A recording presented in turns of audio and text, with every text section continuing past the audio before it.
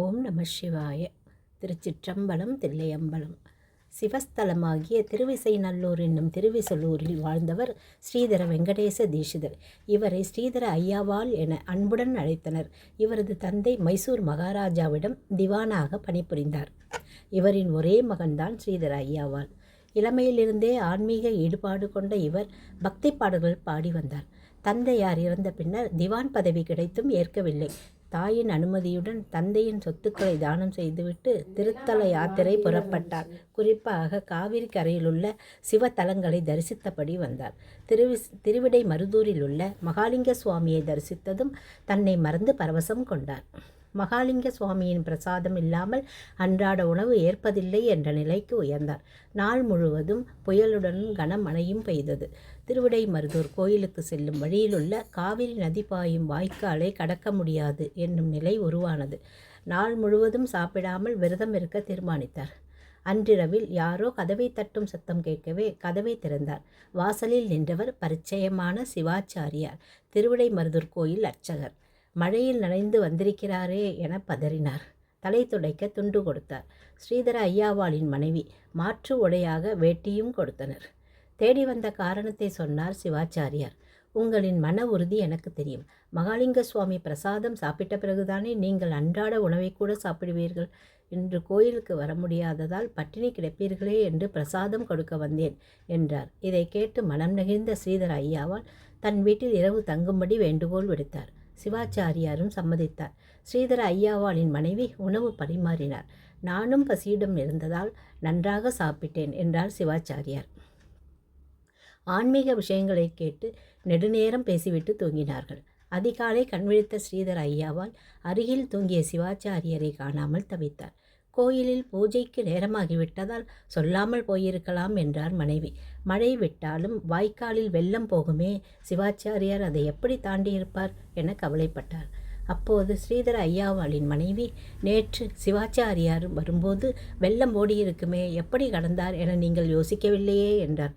பிரசாதம் கிடைத்த மகிழ்ச்சியில் எதுவும் தோன்றவில்லை என பதிலளித்தார். அவசரமாக குடித்துவிட்டு அன்றாட பூஜையை முடித்து கோயிலுக்கு கிளம்ப தயாரானார். வாய்க்காலில் வெள்ளம் செல்வதால் வேண்டாமே என மனைவி தடுத்தார். மகாலிங்க சுவாமி என்னை வழிநடத்தி செல்வாரம்மா, கவலைப்படாதே என்றார். வெள்ளத்தில் தட்டு தடுமாறி ஒருவாறாக திருவிடைமருதூர் மகாலிங்க சுவாமி கோயிலை அடைந்தார். சன்னதியில் இவருக்கு முன்பாக சிவாச்சாரியார் நின்றிருந்தார். ஸ்ரீதர ஐயாவாளின் கண்களுக்கு கருவறையில் சுவாமி சற்று கலைந்திருப்பது போல தோன்றியது. அதை தெரிவித்த போது, எனக்கு தோன்றிய எண்ணமே உங்களுக்கும் தோன்றுகிறதே என சிவாச்சாரியார். மேலும், பாவம், நேற்று கோயிலுக்கு வராததால் நீங்கள் பட்டினி கிடந்திருப்பீர்களே என்று சிவாச்சாரியார் கேட்டார். திடுக்கிட்ட ஸ்ரீதர ஐயாவால், நீங்கள் தானே நேற்று இரவு பிரசாதம் கொண்டு வந்து கொடுத்தீர்கள். நான் கொடுத்த வேட்டியை ஏற்றதோடு என் வீட்டு உணவையும் சாப்பிட்டு பெருமைப்படுத்தினீர்களே என்றார். மேலும், இன்று அதிகாலை எப்போது கோவிலுக்கு கிளம்பி வந்தீர்கள் என்றல்லவா நான் கேட்க வேண்டும் என்றார். அதற்கு சிவாச்சாரியார், நானா? நேற்றிரவு மழை பெய்ததால் கோயிலிலேயே தங்கிவிட்டேன், எங்கும் போகவில்லையே என்றார். சிவாச்சாரியார், மகாலிங்க சுவாமி என்று கூவிய ஸ்ரீதர ஐயாவால் அவரது வேட்டி சுவாமி மீது இருப்பது கண்டு அதிசயித்தார். இந்த அதிசய நிகழ்வுக்கு பின்னர் ஒரு நாள் கார்த்திகை அமாவாசையன்று தன் தாயார் லிங்காராயரின் திதியை அனுசரித்தார் ஸ்ரீதர ஐயாவால். பகல் நேரத்தில் பிச்சைக்காரர் ஒருவன் பசியோடு வீட்டுக்கு வாசலுக்கு வந்தான். அந்தனருக்கு தயாரித்த சிரார்த்த உணவை அவனுக்கு சாப்பிட கொடுத்தார். சிரார்த்த உணவை மற்றவர்கள் சாப்பிடக்கூடாது, எஞ்சி இருந்தால் பசுவிற்கு கொடுக்க வேண்டும் என்பது விதிமுறை. இதை மீறிய ஸ்ரீதர ஐயாவால் என் மீது கோபித்தபடி அந்தணர்கள் வீட்டை விட்டு வெளியேறிவிட்டார்கள். ஐயாவாளின் செய்கையால் தீட்டு ஏற்பட்டதாகவும் காசிக்கு சென்று கங்கையில் நீராடினால் மட்டுமே திதி கொடுக்க முடியும் என்றும் அந்தணர்கள் தெரிவித்தார்கள். அன்றைய திதி நேரம் முடிவதற்குள் எப்படி காசிக்கு செல்ல முடியும் என்று வருந்திய ஸ்ரீதர ஐயாவால் மயங்கி விழுந்தார். கனவில் தோன்றிய சிவன், உன் வீட்டு கிணற்றில் கங்கையை வரவழைக்கிறேன் என்று சொல்லி மறைந்தார். கண்விழித்த ஸ்ரீதர ஐயாவால் கங்காஷ்டகம் என்னும் பாடல் பாட கிணறு பொங்கியது. அவர் பாடி முடித்ததும் அவர் வீட்டு கிணற்றிலிருந்து கங்கை பொங்கியது. கிணற்றிலிருந்து நீர் மேலெழுந்து வழிந்து பெருக்கெடுத்து ஊருக்குள் புகுந்து வெள்ளக்காடானது. இதை கண்டு அதிசயித்த மக்கள் ஸ்ரீதர வெங்கடேச தீட்சிதரை வணங்கி கங்கை நீரில் நீராடினார்கள். சிரார்த்தம் செய்ய வந்த அந்தணர்கள் தங்கள் தவறை உணர்ந்து மகானிடம் மன்னிப்பு கேட்க, மகானும் கங்கையிடம் தனியுமாறு பிரார்த்தித்தார். கங்கையும் அடங்கி அந்த கிணற்றிலேயே நிலைத்தது. பின்னர் அந்தணர்கள் திதி கொடுத்தனர். அன்றைய தினம் மாலை வேளையில் திருவிசநல்லூர் ஈசன் கருவறையில் ஒரு துண்டு சீட்டு இருந்தது. இன்று மதியம் ஸ்ரீதர வெங்கடேசன் வீட்டில் திதியில் உணர்வருந்தியதால் இரவு நைவேத்தியம் வேண்டாம் என்று எழுதியிருந்தது. தாழ்த்தப்பட்டவராக ஸ்ரீதர வெங்கடேச தீட்சிதர் வீட்டிற்கு வந்து உணவருந்தி சென்றது ஸ்ரீதர சிவபெருமான் என்பதை உணர்ந்த அனைவரும் அவரை போற்றி பாராட்டினார்கள்.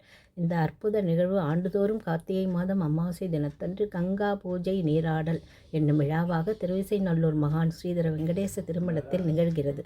மகான் தன்னுடைய கங்காஷ்டகத்திலேயே கங்கையே நீ இங்கேயே ஸ்திரமாக இரு என்று வேண்டுகிறார். அதனால் இந்த கிணற்றில் உள்ள தீர்த்தம் எல்லா நாளிலும் கங்கை தீர்த்தமே. இன்றைக்கும் கார்த்திகை அமாவாசையில் இந்த கிணற்றில் கங்கை தீர்த்தம் பொங்கி வருவதாக ஐதீகம். இங்கு கங்கை பொங்கும் விழா 10 நாட்கள் கொண்டாடப்படுகிறது. விழா நாட்களில் தினமும் அன்னதானமும் வழங்கப்படுகிறது. 10 நாட்கள் நடைபெறும் விழாவில் 10ஆம் நாள் கார்த்திகை அமாவாசை அன்று கங்கை கிணற்றில் பொங்குகிறது. 19, 11, 25 அன்று கங்கை கிணற்றில் பொங்குகிறது. அன்றைய இரவு முழுவதும் திவ்யநாம சங்கீர்த்தனம் நடக்கும். கார்த்திகை அமாவாசை அன்று அதிகாலை காவிரி நதிக்கு சென்று சங்கல்ப ஸ்நானம் செய்துவிட்டு அங்கிருந்த தீர்த்தம் கொண்டு வந்து கிணற்றில் விடுவார்கள். பின்னர் கிணற்றுக்கு கங்கா பூஜை நடத்திவிட்டு காலை 5 மணியிலிருந்து எல்லோரும் நீராடுவார்கள். இது மிகப்பெரிய பாக்கியமாக கருதப்படுகிறது. சிற்றம்பலம் தில்லையம்பலம்.